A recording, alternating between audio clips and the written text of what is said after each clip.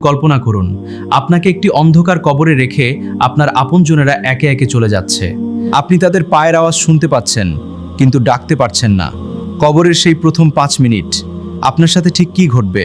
হাদিসে এসেছে, দাফন শেষে মানুষ যখন 40 কদম দূরে চলে যায়, তখন কবরের মাটি আপনাকে প্রচণ্ড জোরে চাপ দিতে শুরু করবে। যদি আপনি পাপিষ্ঠ হন, তবে সেই চাপ আপনার বুককে এমনভাবে চেপে ধরবে যা সহ্য করা প্রায় অসম্ভব হয়ে যাবে।